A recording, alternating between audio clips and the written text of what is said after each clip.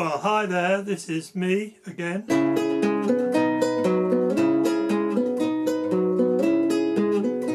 Now, I started playing this little riff the other day.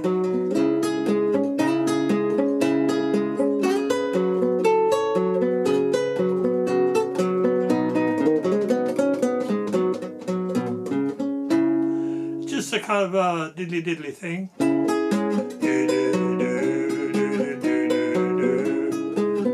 No particular reason. And then this name popped into my head.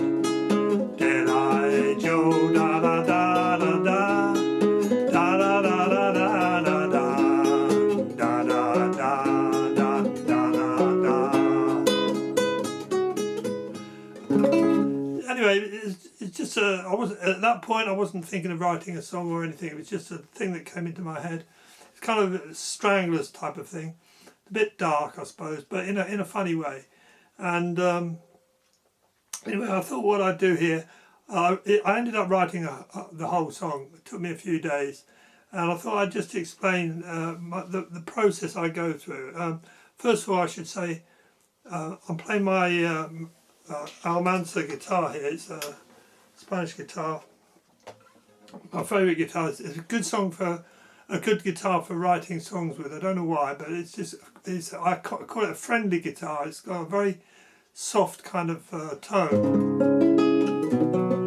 but it's very easy to play. It's a lovely guitar. I don't use it all that much in public, but maybe I should. Anyway, so I was watching Steve Knightley from Show of Hands the other day on his YouTube channel, because he's supposed to be out gigging at the moment, but he can't do it. So he's going on YouTube and he's giving these little sort of workshops come concerts on his thing, and he's talking about all sorts of stuff, how he got into music and who he's played with. It's a brilliant thing. Actually, I really recommend going to see these videos. But anyway, one of the things he talks about is how he writes songs, and he says people have asked him lots of times where he gets his inspiration. And I mean, the old folk singers, you know, even Show of Hands do a lot of country songs. Country Life, of course, is their famous one. But you know, it did come from genuine experience. And a lot of folk singers think that this is what a folk song is really all about old yokels drinking loads of beer and shagging loads of milkmaids and all that kind of thing. But actually, it can be about anything. A folk song, to me, is well, it's a stupid term. We're just talking about acoustic music, really. In fact, it doesn't even have to be acoustic. I don't even know what we're talking about. Anyway, yeah. So he says he gets his ideas from anywhere, and this is where I got this one from. So I started off. The name Deadeye Joe came into my head, and I thought, first of all, I thought he must be an American gambler or cowboy or train robber, something like that. And of course there are loads of songs that are about this topic. And you know, when I first started playing music back in the 60s and listening to music, you know, Tom Dooley, Hang Down Your Head, Tom Dooley was a hit in the hit parade at one time.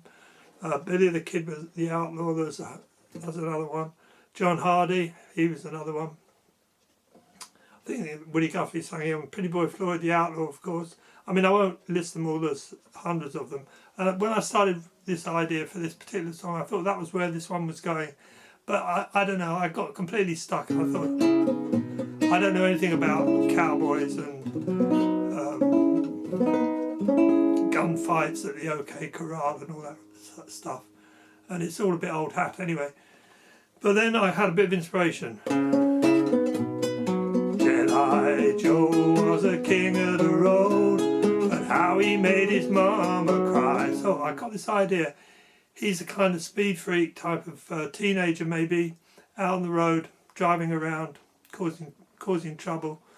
And now I could see this, because at one point, not very long ago actually, I was doing some tuition with a load of kids who'd been kicked out of school, and car thieving was one of their favourite pastimes. So I sort of felt I was on safe territory here. I knew something about what I was talking about here. So I made up this song. It's completely made up. There's nothing sort of, it's not a social commentary or anything deep.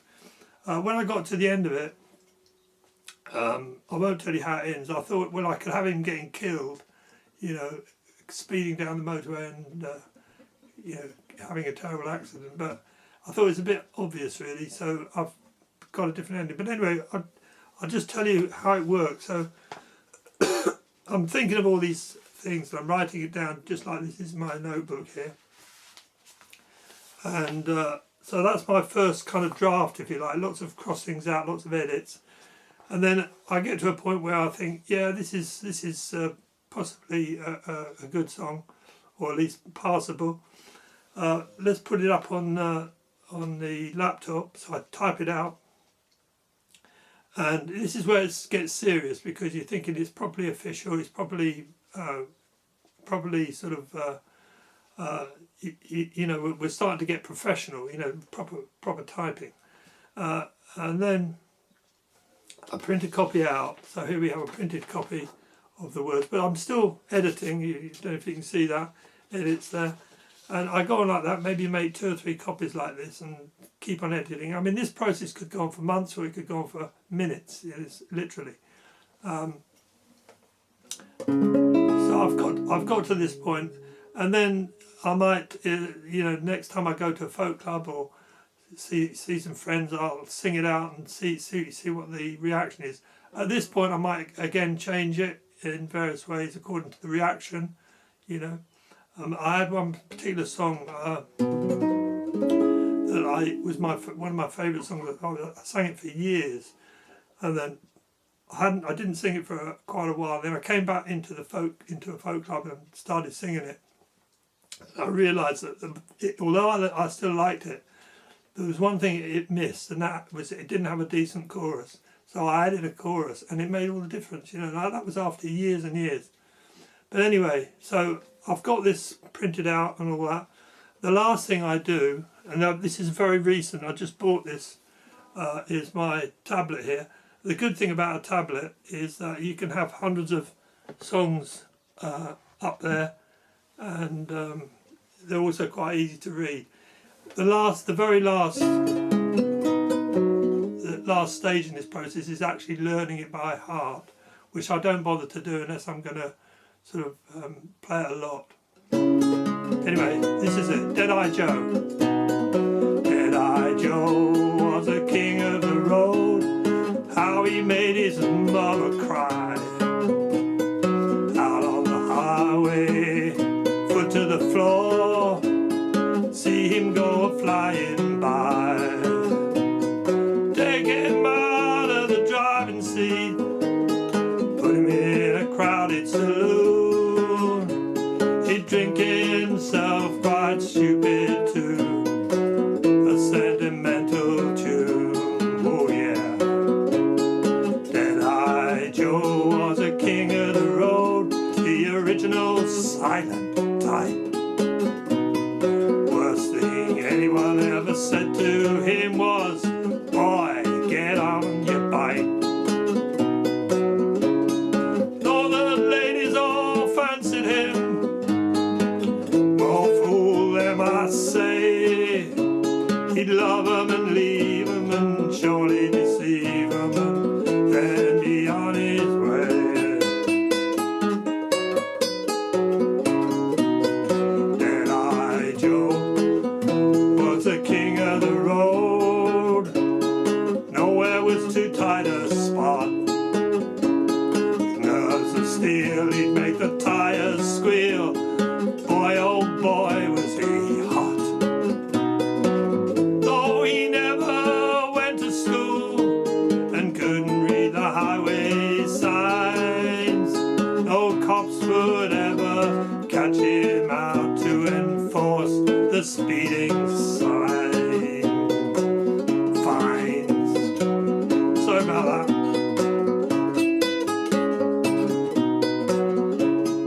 Deadeye Joe was a king of the road, a top boy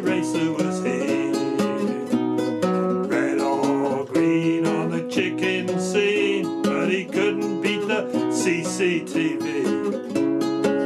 Though he ignored all the summons to appear before the magistrate. On a country road he ran over a toad and smashed into a 5-bar gate. Oh no!